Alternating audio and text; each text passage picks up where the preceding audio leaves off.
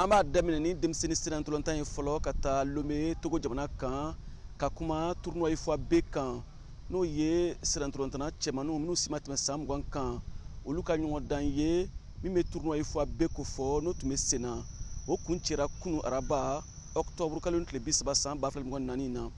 a finale kɛnɛ kan Ghana bina celu kelen Nigeria ɲɛkɔrɔ celu fila jɔnjɔn Nigeria y'o ta min ye jɔyɔrɔ sabanan ye n'an ko 3e place Côte d'Ivoire ale ye se sɔrɔ celu fila Niger kan celu kelen jɔyɔrɔ sabanan o kɛra Côte d'Ivoire ta ye o ɲɔgɔndanba n'o ye tournoi fois B ye min bɛ junior ko fɔ sira ntolantana cɛmanninw minnu si ma tɛmɛ san 20 kan o tun bɛ ka CAN U20 nata o ɲɛbila ɲɔgɔndanw de labɛn ka bɔ tournoi dɔ kɛnɛ kan Lomé Togo jamana kan ka taa dɔ wɛrɛ kɛnɛ kan Sénégal jamana kan n'o ye tournoi fois A ye n'o bɛ sira ntolantana cɛmanninw ko fɔ minnu si ma tɛmɛ san 17 kan n'an ko U17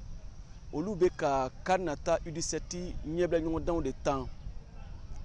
min ye demi-finale ɲɔgɔndanw ye Sénégalikaw fɛ sini juma novembre kalo tile fɔlɔ san 2024 demi-finale kunfɔlɔ kɛnɛ kan Sénégal jatigi ale bɛ Guinée-Bissau bisimila ni nɛgɛ 15 dana gosira o ɲɔgɔndan bɛ daminɛ min ye demi-finale kunfilanan ye o bɛ tan Mali ni Gambie ni ɲɔgɔn cɛ ni nɛgɛ 18 dana gosira o ɲɔgɔndan bɛ daminɛ hakilina jiginna tournoi fois A ɲɔgɔndan in a daminɛna kabini taratajan tɛmɛnen octobre kalo tile 12 san 2024 na Sénégal jamana kan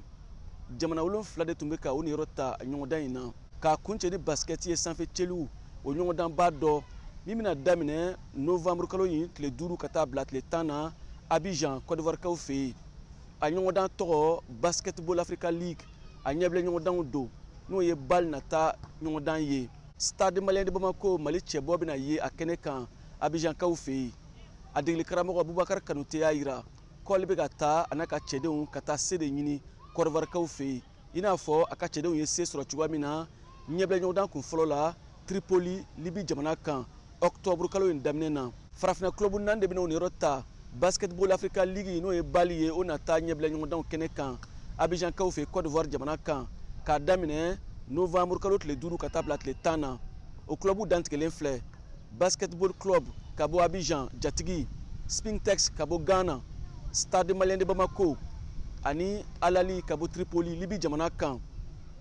BAL Basketball Africa League ɲɔgɔndanba don farafinna gun kan n'a daminɛna san 2020 waati farafinna club 12 de bɛna o niyɔrɔ ta a phase finale kɛnɛ kan VOA Bambara tɔgɔ la Bamakɔ